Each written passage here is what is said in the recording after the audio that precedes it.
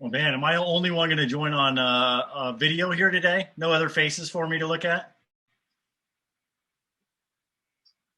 I'll wait before we kind of jump into it, guys. Those of you who are already using the platform on a day-to-day basis know that we make this process really easy to get these numbers out. What I'll do is I'm just going to walk you through, depending upon how you're recognizing revenue, whether you're a cash basis recognition or an accrual based recognition, you can look at it both forward looking or backward looking from our platform under a single report. So I'm going to kind of dive and do kind of a deep dive into the revenue audit report by service date. And that's kind of where we're going to start. But if anyone wants to kind of dig a little bit deeper and has other questions, other metrics, other things that you're kind of looking for, you can also ask those questions either live, or you can also do it via the chat. And I'll try to keep that chat box open on my screen just so that I don't miss anyone. Let me just go here, get that chat open.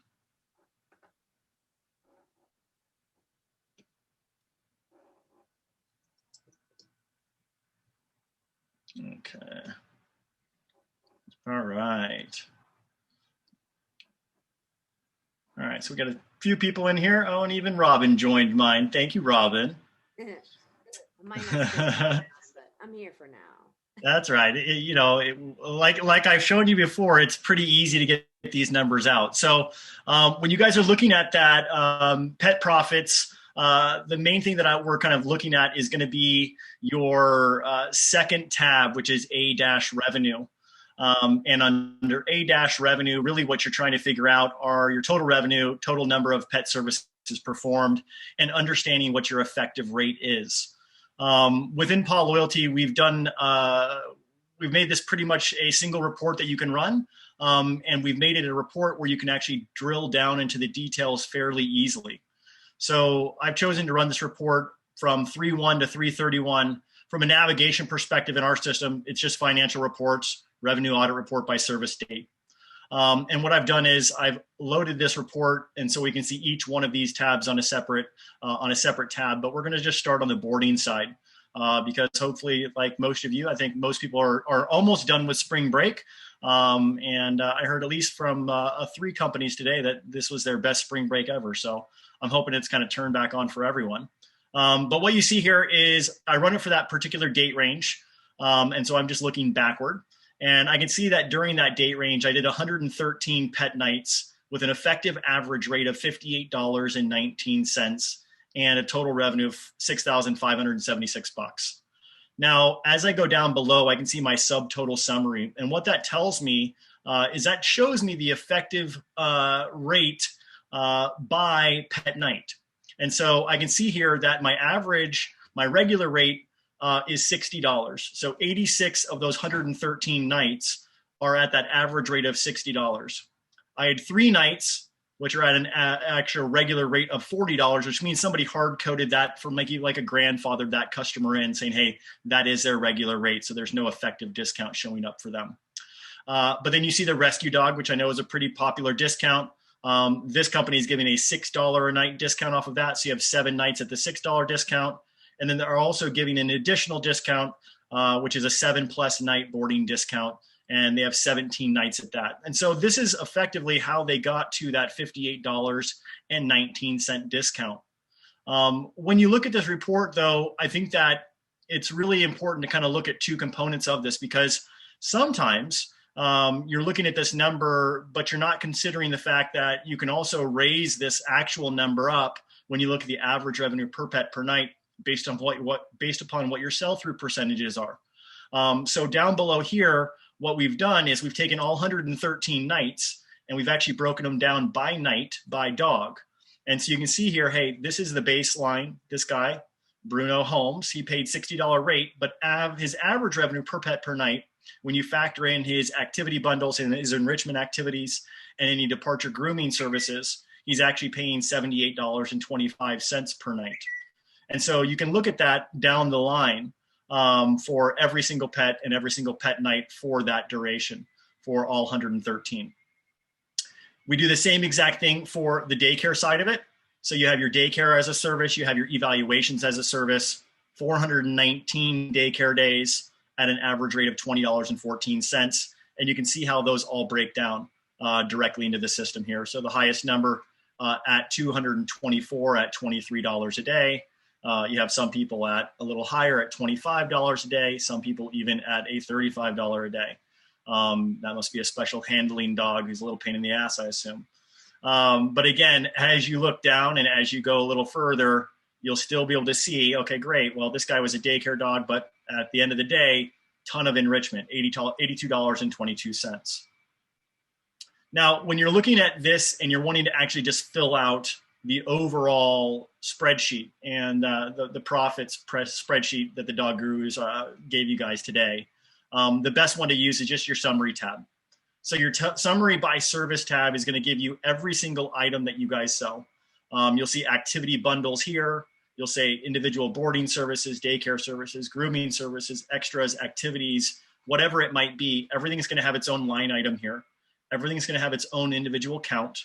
And then we're also going to break out those average rates and total revenue for you on an item by item basis. So when you want to fill out, I'll drag this over.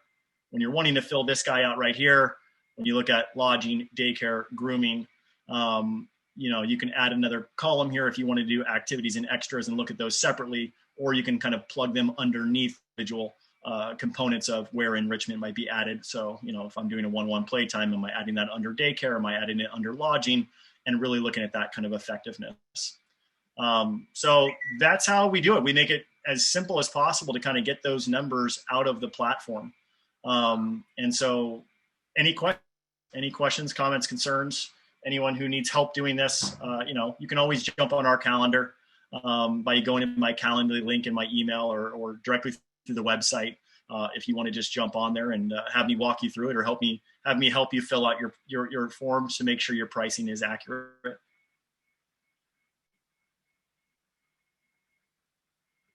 All right, I don't see any chat questions. Let's see here. Yeah, and everyone is muted, but you guys should be able to unmute yourself if you want to ask a question, or you can type it in the chat. Yeah.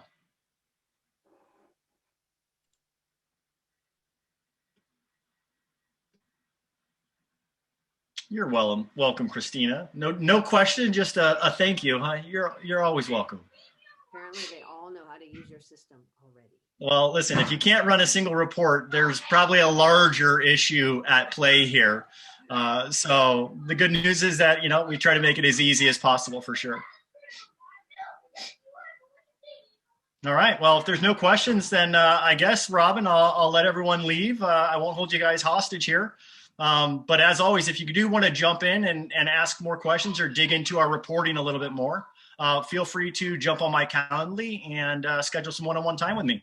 And do you want to put that link in the chat? Yeah, sure. And then Peter just did say, is there a best time to run monthly reports? Usually they run quickly at the beginning of the month, but mid-month they time out.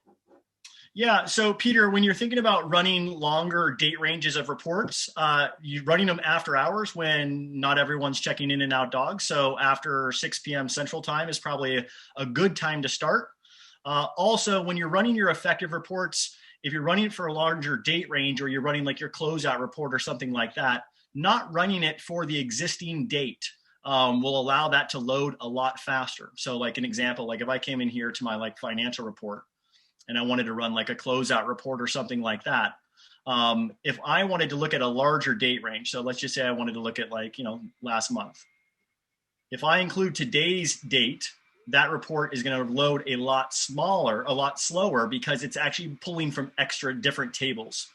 We finalize our reporting at the end of every day. And so all of that information, once it's finalized, it goes to a separate database table. So if you wanted to run it for that date range, you click on just that date range that's in the past, not including the current date. And then you'll get a lot faster from that perspective. So you can see I can run a 30-day report for my closeout in just a couple seconds. And then that'll break that all the way down again. Same thing. This type of report is really more for closing out your cash drawer, understanding your roll-up revenue by GL codes and things like that.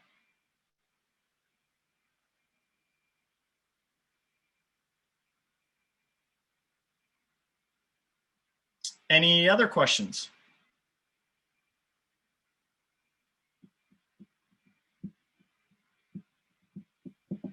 Well, that was easy. All right. Well, we appreciate you jumping on here, Garrett, and answering any questions, even though clearly your system is easy to work because nobody has any questions.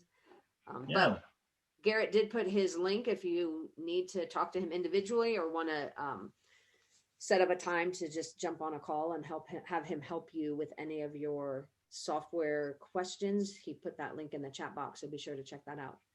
Otherwise, thanks for being here, Garrett. We appreciate it. My pleasure. Thanks for having me, Robin. All right. Talk to everybody later. Have All right, guys. Thanks, everyone.